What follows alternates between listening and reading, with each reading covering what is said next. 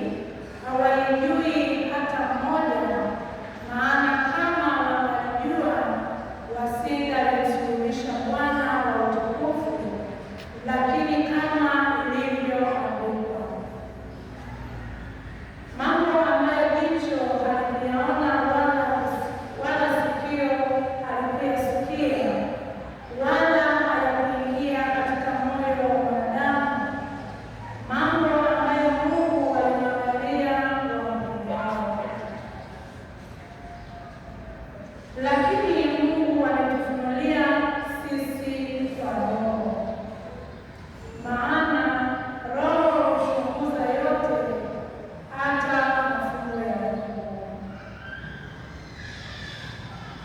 Neno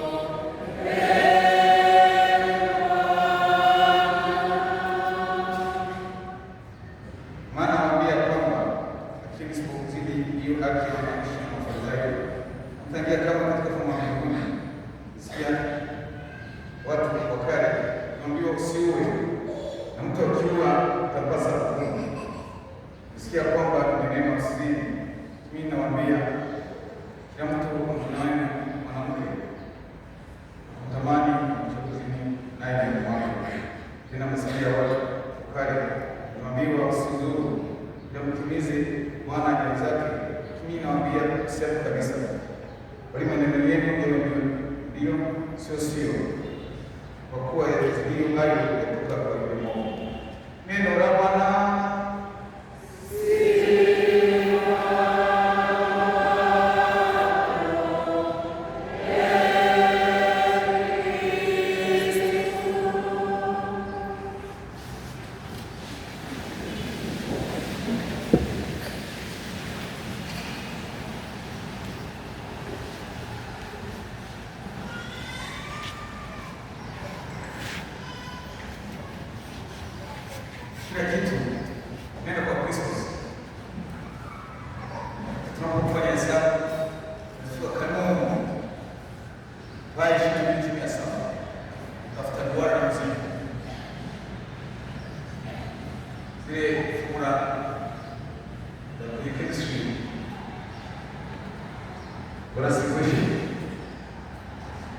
Principles of physics.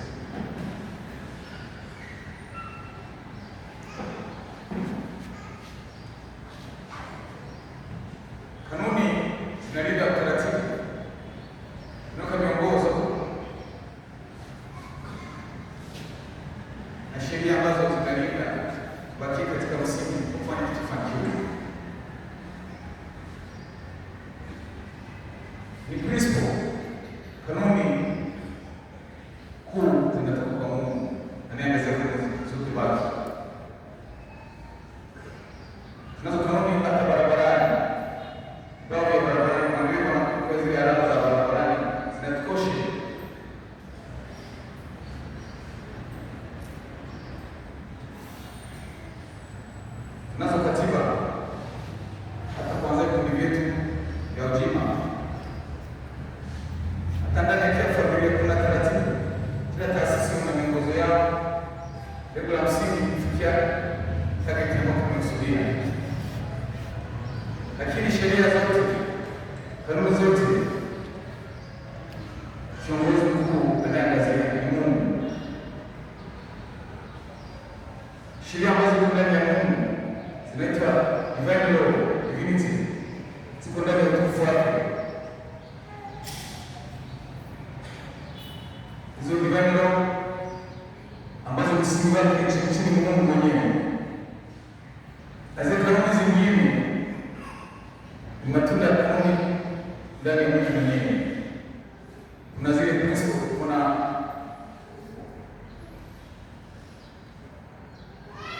natural law, sheria za maumbile, vitu vya asilia, kwamba in physics kuna gravitational force, kitu lazima kinadondoka chini, sio kudondoka juu. Kama kwenye imani, tazama principles za biolojia, ambapo lazima mbegu ya baba na mama kutana kupata mtoto. Kuna principles kanuni katika ile chemical reaction ni maabara.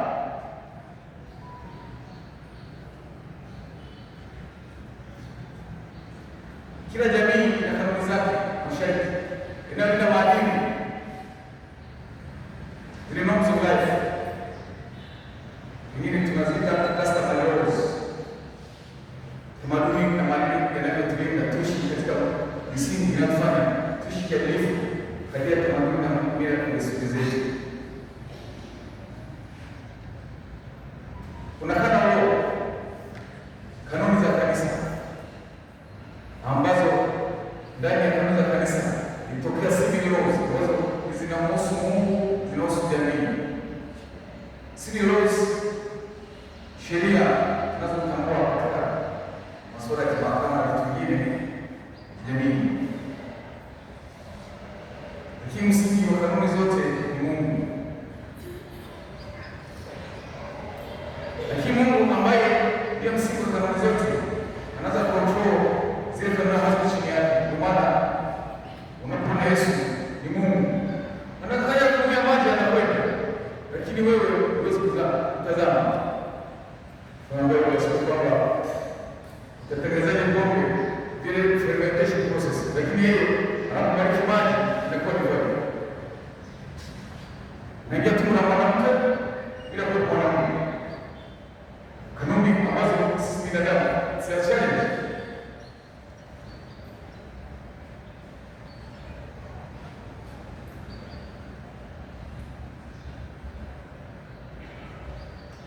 Waisraeli waliongozwa na kanuni ya Mungu kuwabakia katika laini kufikia mpango wa Mungu kuleta ukombozi wa binadamu.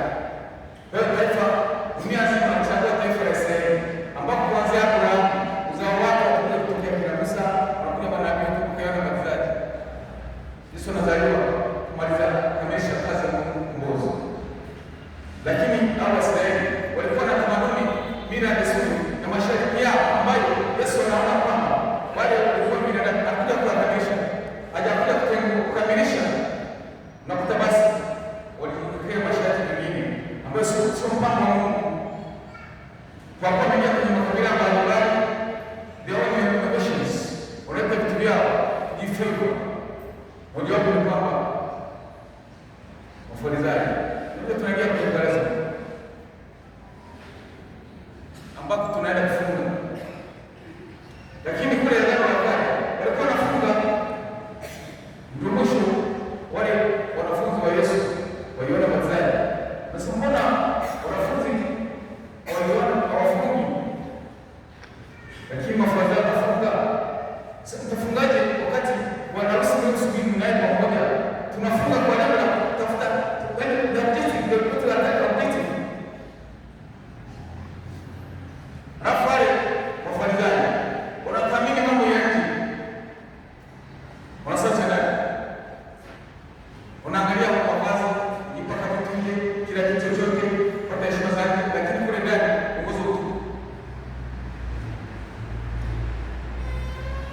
wakaingia masuala ya Sabato, wakatafuta tamaduni ambazo sio mpango wa Mungu.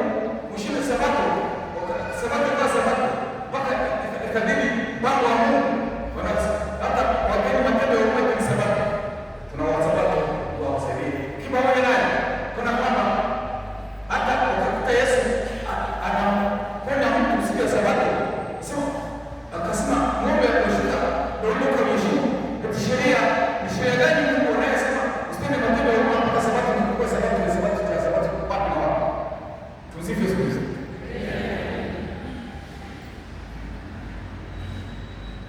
Unafika hatua wanaoshauri fanya kile lakini yeye binafsi abebe mzigo.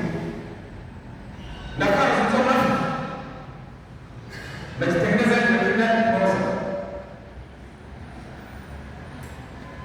basi. Leo tunamsikia Yesu anamwambia sura ya 5 ya huyo Mathayo. Hata Jumapili iliyopita tulizungumzia habari za chumvi na mwamba. Na chumvi na kazi za sifa saba. Kuongeza ladha, kuongeza watu wapate uondo na kutama maisha unapokanyaga. Watu tujibu uozo, chumvi na uozo. Chumvi ni alama ya hekima kwa wakati wa leo. Tunapokuwa akisema mitume mkuu chumvi, tunapokanyaga kuwa na hekima na msaada. Chumvi ni mbolea ambayo inaongeza production na stabilization ya mafuta tunaposoma virutubishi. Pia chumvi inaongeza joto kwenye mwili wa mtu, ongeza furaha hata mtu na uimara wake. Basi na kusema nini mwanga ambao ndio uangaza wenyewe. Mwanga kuna mwanga wa mbali na natural light. Ile natural light inaleta kwamba natural light ambayo inaleta kwa na knowledge ambayo inafanya kupata wingi wa fikiri na kupanda mtu. Kuna spiritual light ambayo inafanya difference body mood. Kuna physical light ambayo inafanya recreation inafanya roho. Na social sasa hayo mwanga mapendo yetu kwa mwanga wa kibia anazungumza leo nyingine kwamba tufuate sheria. Yesu alikuja kutambua Torati kukamilisha. Wenyewe waliangalia masuala ya sasa anasema sheria ya Mungu nataka kwa internalized. Tusifikirie kwamba tuangalie ndani ya mtu, tusiangalie nje eneo tutapia. Kwa hiyo wenyewe wanaona kwamba Mungu anapenda sana anapata mashindano mingi kama Abrahamu, wanawake wengi, watoto wengi kama Daudi, wanawake wengi pata Mungu amefuku. Wanaona kwamba wao wote kumbe vyote vinapita. Utajua Mungu kwenye hekima yake. Na kazungumza kwamba tunapotenda yote kama haki. Anasema kama sisi wa Kristo chumi na mwana. Akieni isipozidi haki za waandishi wa Mafarisayo, mtakatifu wa mbinguni. Basi sisi wa Kristo ambao tunabatizwa tunatakiwa kufika kwamba tutakuwa tuna haki, sio kwa mambo ya nje, labda haki ya watu wa ndani ambapo ndio chemchemi ya masumo matendo ya nje. Kuhusu mambo ya kuzini, sio tendo la pale umeweka kwa kwenye ukuta mwanza kazi. Hapana, hata fikra tu. Kule ndani mpaka ndo chemchemi yote wote tunakuwa ndani. Sio kwa ajili yake tu, nje kwa matokeo ya ndani. Kumtamani mwingine kwa hisia za kupenda wewe, tayari tumeshachakaza, leo tumeshachakaza. Basi anaangalia nia zetu za ndani kuliko mambo ya nje ambayo matokeo ya ndani. Walikuwa na sheria za Mungu, jino kwa jino. Wakutana kukuta zingine Afrika mpaka siku hizi mahakama ya kadhi kwa ndugu wa ukati usiweka tena. Mambo tutaona kwa kutoka taifa. Itakuwa kama mwanamke amezini wapiga mawe. Sasa wanapiga mawe alikuwa anazidi kupenda. Mwanamke mawe kwa alipata kuingia. Sivyo.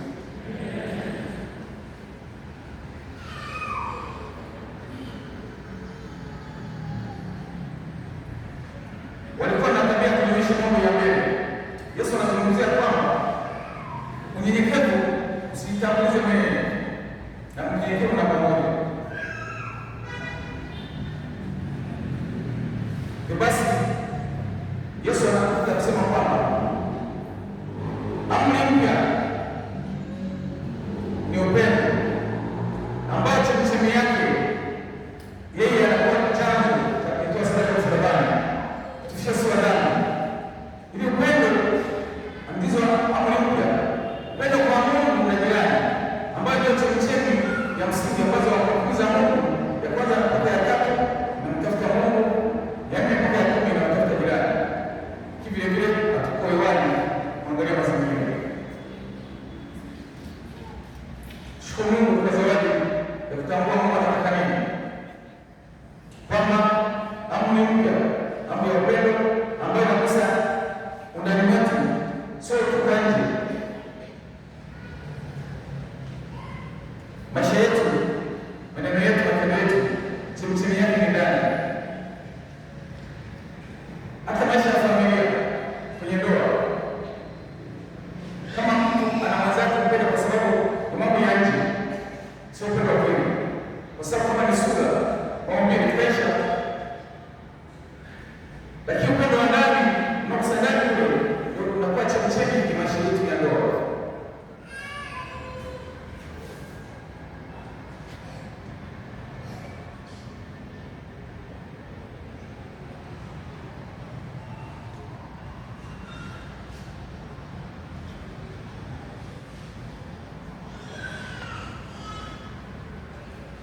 Kristo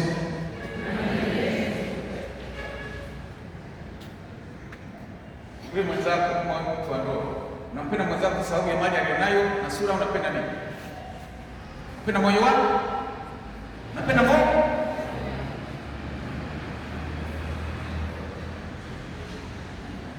Na ukiangalia madhehebu yaliyofurika siku hizi hayazungumzii mambo ya kwenda mbinguni, yazungumzii toba ya ndani, yanazungumzia kutajirika, kupata magari, za watoto, kupata pasua. Hayazungumzii uzima wa milele. Hakuna Ekaristi Takatifu, hawana baadhi ya vitu vya maji, mzigo sisi. Vitu ambavyo vinazungumziwa ni mambo hapa ambapo Yesu alipokuwa anaambia mtume wake, msijisifu kwa yote mliofanya. Angalia, je, jina lako limeandikwa mbinguni? Tunatafuta finality, tunaangalia mambo tunayo hapa, lakini ya finality ni kule mbinguni ambapo roho zetu zitapata huduma stahili. Sivyo sivyo?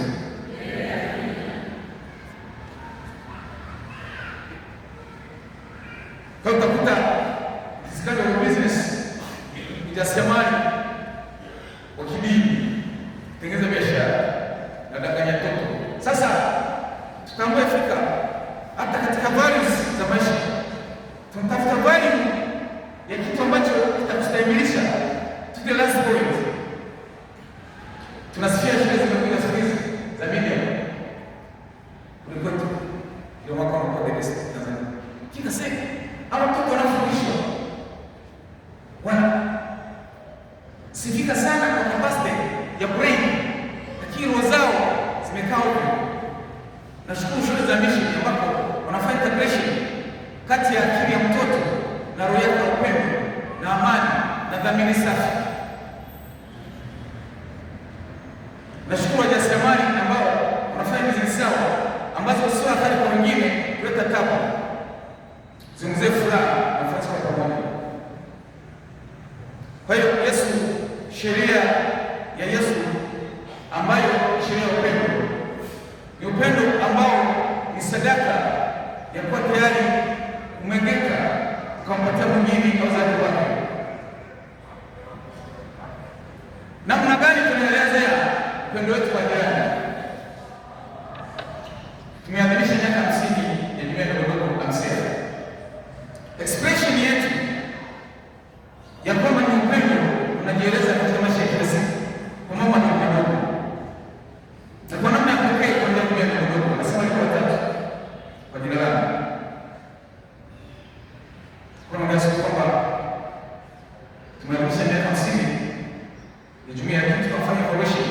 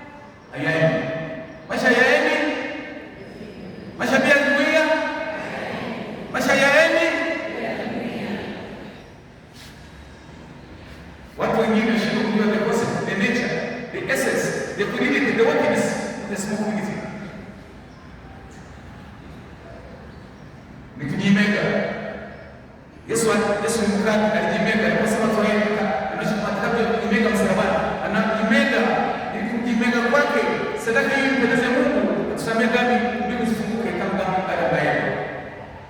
Na alipoweka Kristo takatifu, ndipo pale anasema kwamba twaeni ule wote ni mwili wangu.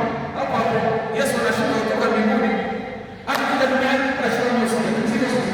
Akishuka kwa ndani ya usiku takatifu, tukapokea mwili na damu yake, tunakuwa kama yeye. Hapo na jambo la msingi, tunakuwa kama yeye, tunakuwa na upendo kama yeye, maisha yake, furaha yake, matendo yake yanaweza wakati ni mazani na neema ya kwanza kuwa pamoja na wengine. Ndio kudumu, tunajenga kudumu wetu mpaka tunaishi familia moja ya wapendanao wala tena watu. Sio tu ya jana, siku hizi. Wala tena. Yupo hadi Valentini mwaka 1200 na kitu. Kule Roman Empire, Roma, walikuwa serikali ilikuwa na kunyanyasa Kristo. Na pia basi wakasema kwamba muda wao ni vita. Vijana wasifunga ndoa wapate nguvu za kivita. Padre Valentine akaanza kufundisha watu kwa ndoa asili. Serikali ikamtambua kama ndani. Akatetea haki za upendo wa familia na ndoa, human rights. Bahati mbaya mlinzi wa ile gereza mmoja wao na binti yake alikuwa kipofu. Valentini alipokuwa na miujiza akamwambia yule binti akapona, na katika barua yake akamwachia waelezea wengine, akielezea sura ya maisha yake kwa Jafa huwa msikule gerezani, akaandika Valentine sahihi yake. Tumsifu Yesu Kristo. Sasa Valentine imesambaa si kwa heshimisha maisha ya ndoa na baraka ya Mungu, basi imekuwa katika mambo mengine, imekuwa biashara kwa nyekundu ya kadi, ni mitandao, na pesa zinafanya biashara kwa Valentine ndio tajiri. Tumsifu Yesu Kristo. Vile vile Yesu nyingi zinapata wateja, lakini kama ni mke wake hapo vipi? Hapo sio sawa, hapo vipi? Sasa Valentine imetoka kwenye maisha ya ndoa, imekuwa maisha ya shetani. Tumshukuru Mungu Valentine ambayo lengo lake ni kuheshimisha ndoa, kutafakari mapendo ya baba na watu wake, na kutathmini tunavyoishi tunaishije upendo wa Mungu kama binadamu, kama kanisa, kama familia. Tumsifu Yesu. Kwa hiyo jana tajiri ongezeka kidhambi kwa zaidi. Basi nazungumzia Yesu anazungumza upendo wa kweli, upendo na kusana ya roho, na kuanzia kuishi jumuiya kwa kupendana, kubebana, kusikilizana, kusameheana, upendo wa kweli. Na vile vile kama ni mapendo yasiyotokana na chini ya roho zetu, labda kwa mawazo tu ya nje, si upendo wa kweli, ni Valentine sio kweli. Na basi ndani ya jumuiya tunakuwa ni kigezo ambacho kanisa moja katika Katoliki inakuwa niliweka pale. Mtu mmoja akasema hapa, nielezeni jumuiya. Jumuiya ni kama chembe hai. Binadamu ana chembe hai. Sel. Ile sel ina vitu vingi sana mpaka kwenye nucleus yake. Na kwenye nucleus kuna DNA ya binadamu. Hata wewe unazungumzia utakavyofanana na maisha yako yote. Useme ile DNA yako, DNA ya dunia ndogo, DNA ya kanisa, DNA ya kanisa takatifu. Upendo wa Kristo ambao ndio chemchemi, ambao ndio chemchemi ya kanisa. Yaani the Christ life alikujimega kwa rafiki. Kuweka sasa ile upendo ule ndio ile seli, chemchemi hai, inatumika ndani mwake. Kuna DNA ya kanisa takatifu ambao Yesu alijimega upendo mwingi, akateseka kupata wokovu. Tumsifu Yesu. Na katika upendo wa Kristo, upendo namna gani? Kubali kufa msalabani kwa ajili ya wadhambi. Akupenda sadaka zetu, anapenda sadaka ya msalabani ambako kwa kufa kwake ile damu yake ilifia katika kupata kufa kwa Mungu. Tumsifu Yesu.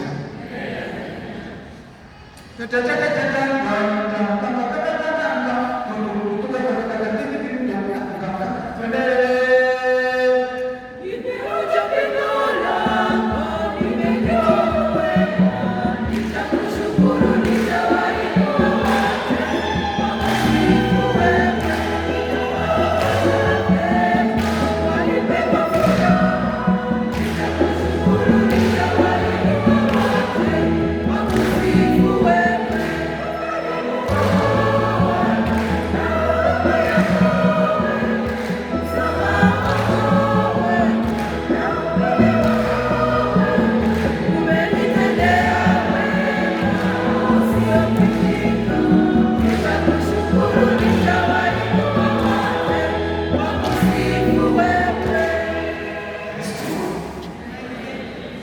maisha yetu tangulize Mungu.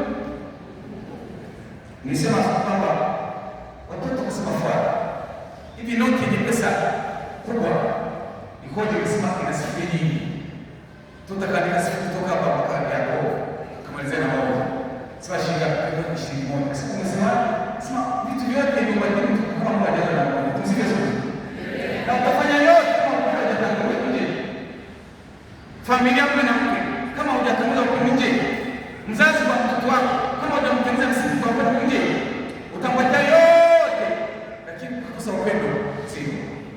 Kwa basi foundation msingi wala ambayo Yesu Kristo anasema uko ndani ya roho zetu na ndio unasukuma kama nini mengine kwa ziada katika tathmini imekuwa tusema msea kwa dunia ndogo.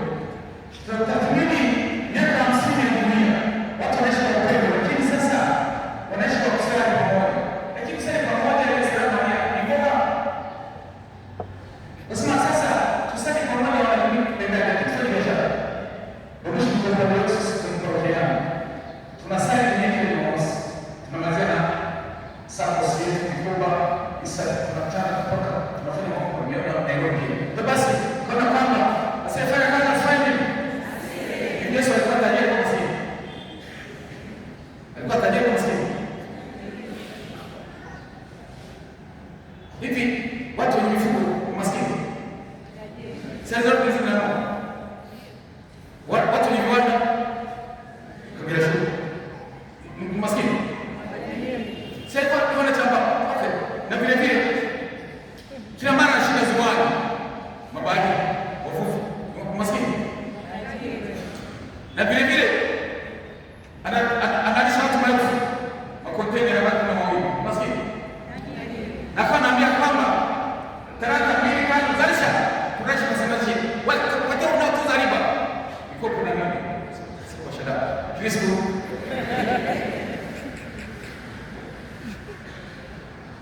afasema sifanye kazi fulani.